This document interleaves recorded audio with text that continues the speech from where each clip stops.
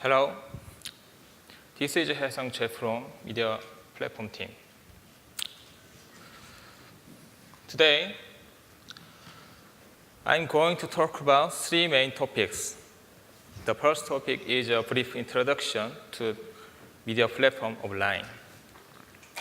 And the second topic is about experiences and issues we have over the past 7 years of developing or operating our platform. And lastly, I'm going to share our goals for 2019. Let me start by briefly explaining about Line and the media platform. As you all may know, Line Messenger was launched in Japan and now grown into a global messenger with users in about 200 countries around the world. Since 2011, the number of users increased rapidly, and following the increase, the storage usage and traffic increased tremendously. At the same time, family services such as Timeline and Album were also developed.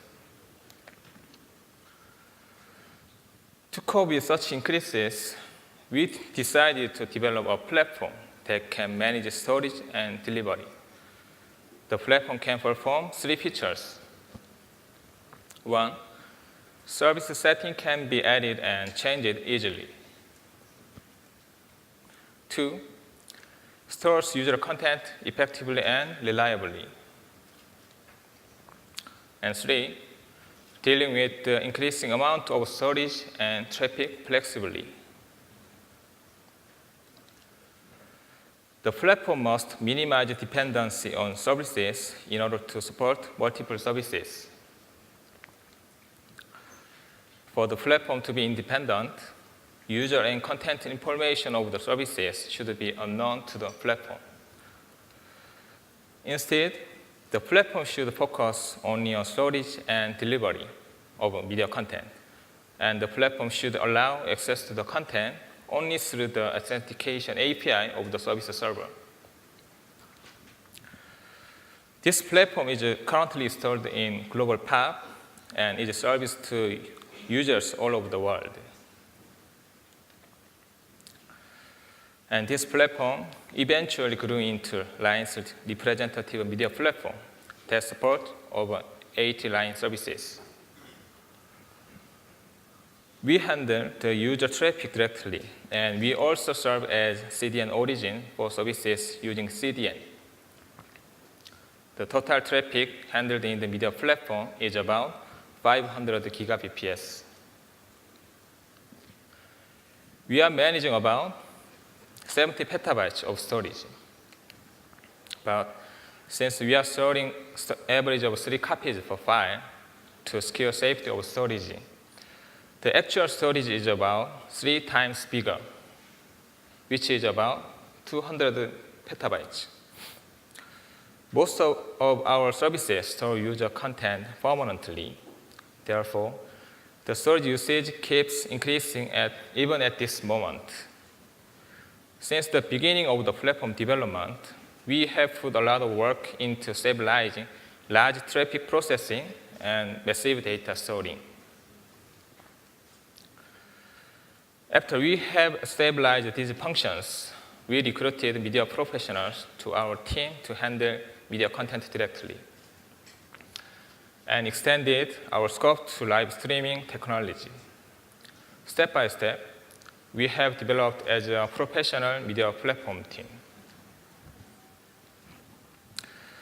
Recently, we have been working on the analysis of media content based on the Vision AI and focusing on providing rich information to services. I have mentioned before, my team has continuously worked on the platform development for 7 years and accumulated lots of experience. Now, I'm going to share the following 4 topics that may interest you. The first topic is about quick and stable delivery. When Line was only serviced in Japan, the main storage and delivery server were located in one place. and we have no problem with the service. However, as Line became globalized, we faced two issues. The first issue was that we could not provide stable and quick delivery to users who are far from the server. According to a test that was conducted in Thailand in 2013, it took about 3 to 4 seconds, or sometimes more than 10 seconds, to send a 100 kilobyte image. To resolve these problems, we first had to take care of the most fundamental problem. It was to reduce the latency. The second issue was that because so much traffic was on the main storage could not deal with all of them. And this led to service problems. Fortunately, the solution to the problem was simple. It is to reduce access to the main storage as much as possible and eventually protect it. These two problems can be resolved with one solution. The solution is caching. We developed a front-end server, installed it in the global POP, and added a cache to it. The front-end and cache have greatly reduced the time that users spend accessing the content. Furthermore, these two have also reduced the burden on the main storage by reducing the traffic transmitted to the storage. Especially in Taiwan and Thailand, we are operating our own cache server in ISP network. We call this Lisa. Currently, Lisa is handling most of the Line Messenger's video traffic in these two countries. Then, why was Lisa created? This is because both ISP and Line can benefit from Lisa. Since Line Messenger is a global service, ISP has been sending a lot of traffic overseas through its network.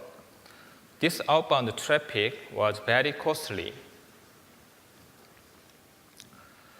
However, with Lisa, ISP was able to greatly reduce the traffic going out to the foreign network and thus reduce its cost. From Line's standpoint, we have incredibly reduced the cost for using CDN since Lisa is handling most of the traffic CDN used to handle. Also, we were able to control the traffic route and volume as needed because we have control over the content provided by Lisa. What about from the standpoint of users? Since Lisa is responding to users' requests at a much closer distance than the front-end caching, the response speed and transmission stability have been enhanced greatly. Therefore, users are able to watch video much quickly and reliably. I bet these caches are already used by many service providers. What's special about our platform is that we are not only using the common cache policies, but also more special policies.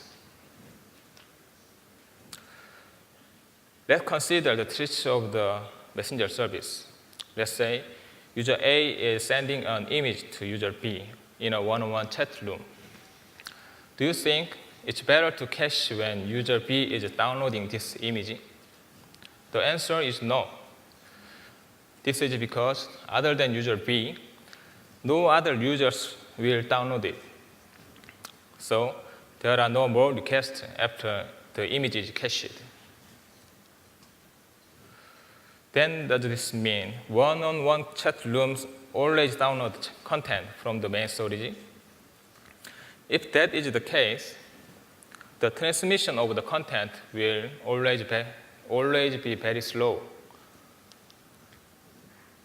To resolve the issue, the delivery server analyzes the uploaded content in real time. And if the content satisfies the line specification, it will be stored in both main storage and cache. This allows user B to download from the cache anytime because the content is already cached as soon as it is uploaded.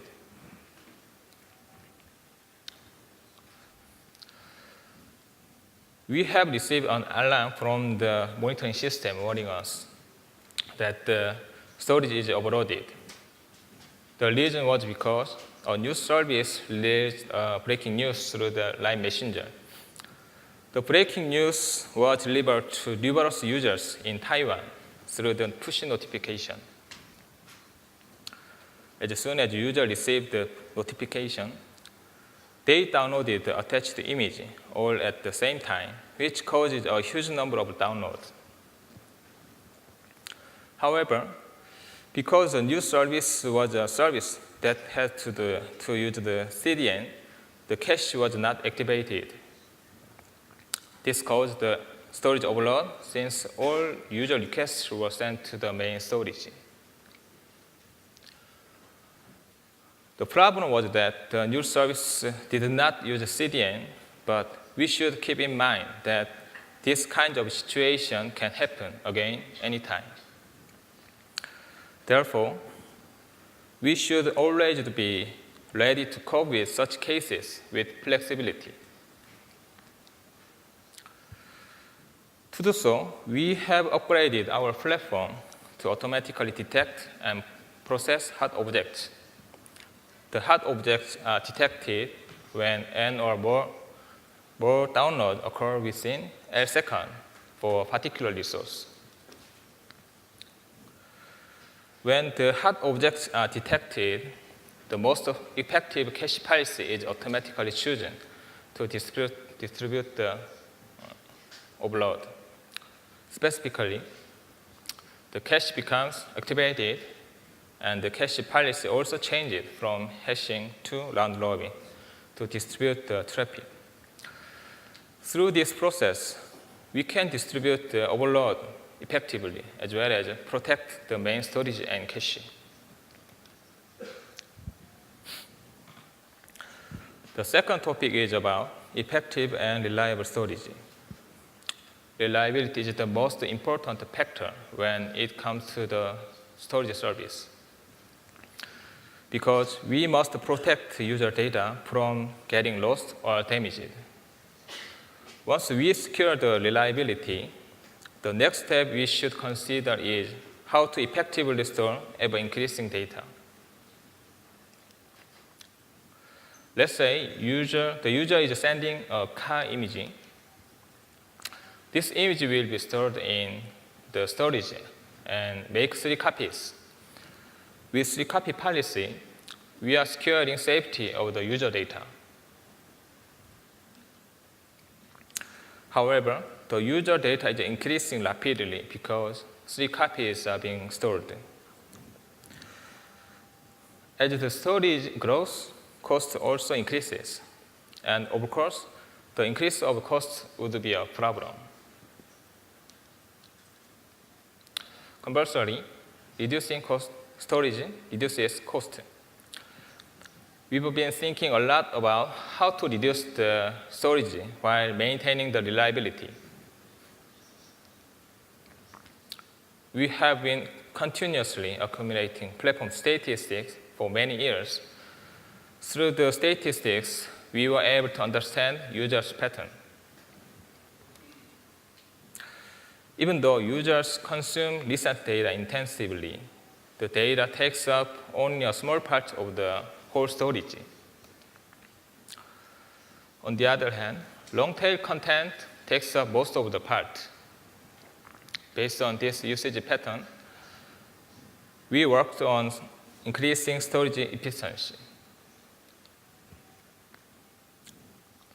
We cannot reduce storage usage, so we are storing data cost effectively.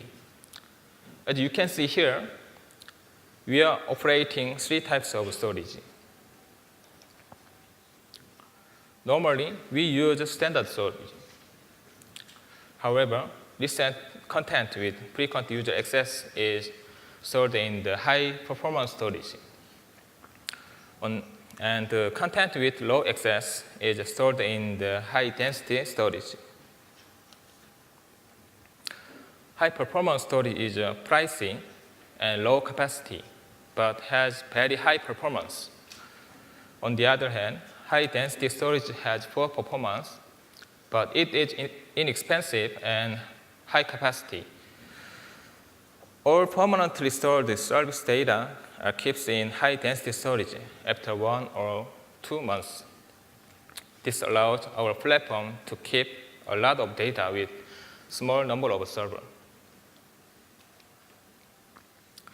High-density storage not only uses less number of storage servers, but also saves IDC space. Let me give you another example of effective storage. Even when content consumption is showing long-tail shape, the files are still taking up a lot of storage space. Therefore, we had to do something for this old data. So we created Ant-Man. The role of Ant-Man is very simple. Ant-Man converts JPEG to HEIF. Since HEIF uses HVC, known as H.265 internally, it takes up only half capacity compared to JPEG with the same image quality. The advantage of Ant-Man is that it finds suitable compression rate automatically when converting from JPEG to HEIF. To find the rate, Ant-Man compares the size of actual data in images and repeatedly processes HEVC encoding. The initial quality factor to find the appropriate compression rate has a significant impact on how many times HEVC encoding is repeated. Therefore, Ant-Man continues to learn the relationship between quality factor and image attribute data. And based on what it learns, Ant-Man comes up with the most appropriate quality factor and reduces the number of HEVC encoding attempts. But we have a problem here. It is that not all devices can display HEIF. To support such devices, Ant-Man converts HEIF to JPEG again in real time. But there is another issue here. If we compress JPEG too much, the image quality will be very low. On the other hand, if we don't compress it enough, we will end up wasting money for unnecessary traffic. To deal with this situation, Ant-Man backs up the original JPEG's image quality, JPEG quality factor to HEIF, and when the HEIF is converted to JPEG again, it can implement the most appropriate compression rate. This is a simple and a very effective approach. The third topic is live broadcasting. At the beginning of the service, we often used open source or commercial software to keep up the tight deadlines. Having done this many times, we ended up developing our own module. When we developed the live broadcasting platform, we had to go through the same process as before. Now, I'm going to introduce the live broadcasting platform we have developed. 3 years ago, we started to develop the live broadcasting platform to support Line Live service. At that time, we were wondering what to use between in-house development and commercial software. Due to the tight deadline of the project, we decided to focus on developing the platform quickly using the open source and commercial software. We were able to develop the platform quite fast, but using an external solution resulted in several problems during operation. During the service, there were many inquiries, such as live stream publishing issue, video and audio synchronization issue, loading delay issue, service infra cost issue. It was difficult for us to quickly and accurately find the causes and deal with such requests. To resolve this issue, we developed a module to handle streaming and viewing through RTMP. The module is Line. With Line, we are able to handle service issues much better and also have made a technical progress. We have made 2 improvements in our platform as we developed Line. The first is to improve RTMP flow. We used RTMP for live broadcasting. Let's take a look at the flow of broadcasting viewing through the RTMP. First, TCP handshake. Next, TLS handshake. And next, RTMP handshake. And RTMP command is exchanged at least 2 times.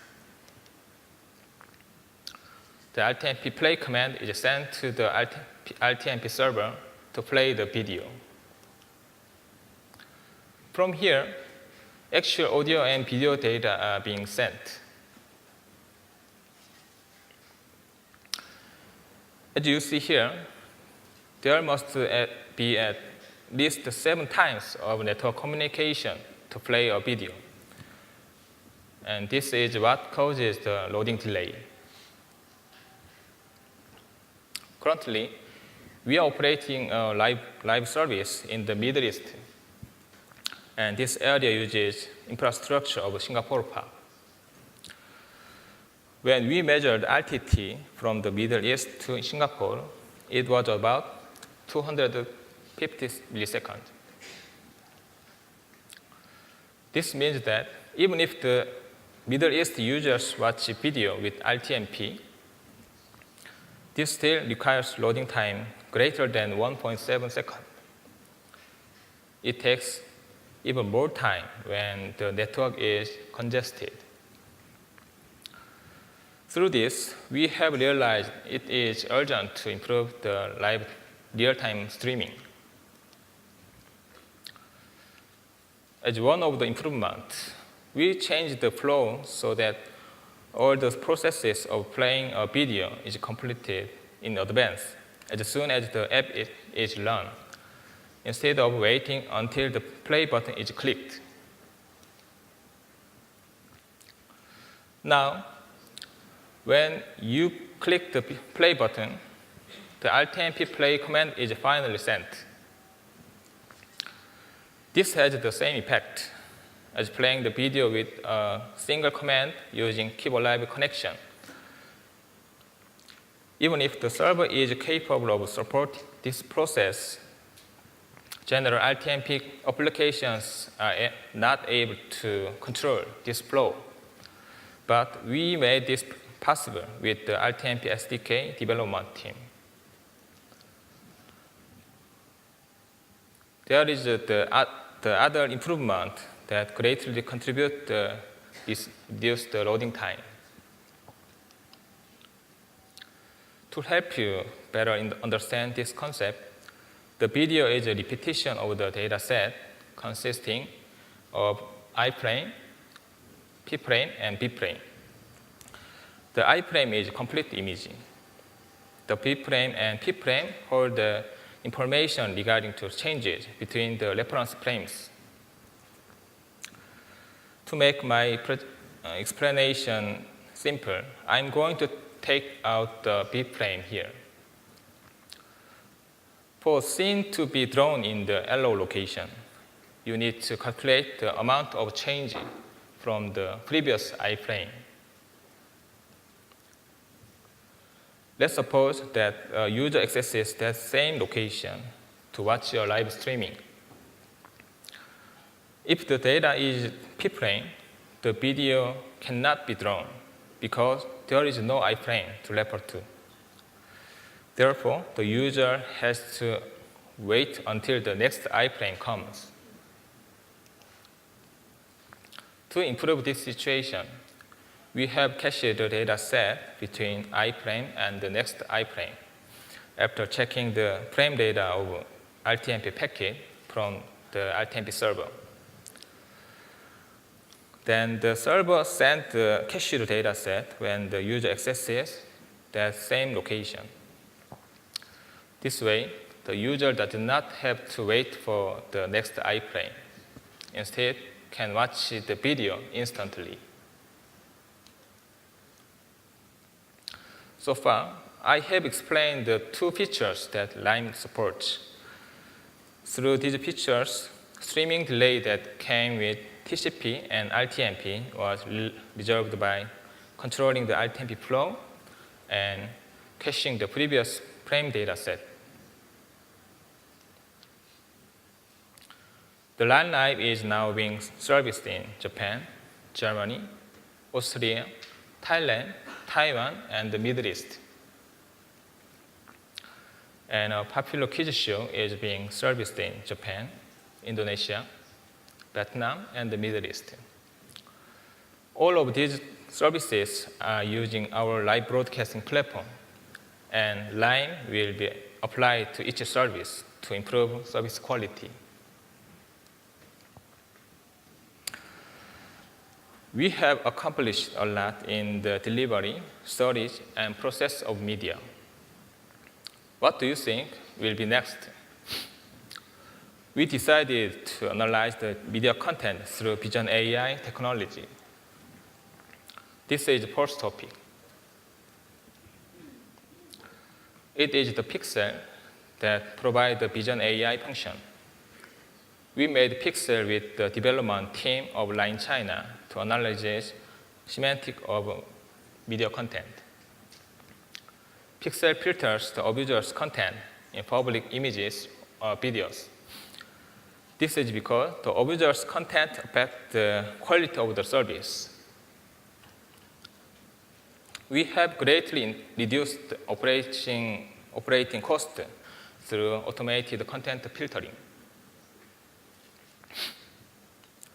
This filtering feature detects adult content, specific cultural symbols, commercial images, and commercial QR codes.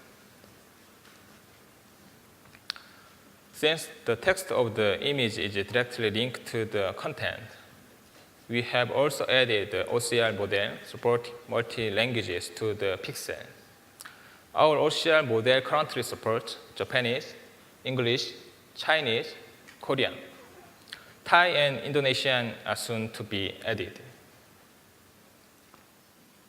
In particular, the OCR function was released on Line desktop version, and it will be released on iPhone and Android version soon.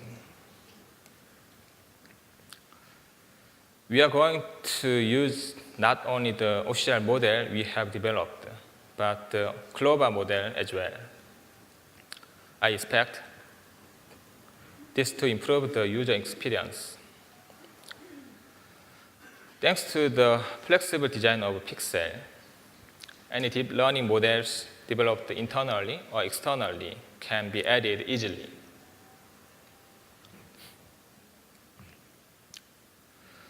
We have gone over 4 topics, and I hope they were interesting to you. Lastly, I'm going to talk about media platform team's goals for 2019. My team has developed many media server modules, such as delivery, storage, image processing, video processing, and live broadcasting. The most recent one we developed is Line, and we are planning to open its source. Developed on NetT, Line provides enhanced broadcasting, publishing, and viewing function using RTMP. And Lime also provides interfaces to control each command of RTMP. In addition to RTMP, we will also consider using WebRTC, the most advanced technology in live broadcasting. Video processing module and Ant-Man are currently using GPU. We have improved the video processing module to select CPU and GPU selectively according to the nature of the task. And we have reduced about 80% of the number of servers compared to when we used the CPU only. Next year, we are going to achieve the goal of optimizing performance and cutting down the server cost by using GPU for the image processing module. Our team is supporting all services in Line, and we expect more services to be developed next year. Our developers are spending a lot of time supporting the service operation.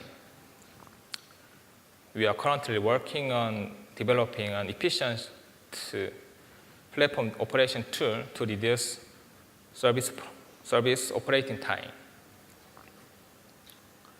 If the tool is launched early next year, I'm sure it will greatly help both platform users and operators. Thank you.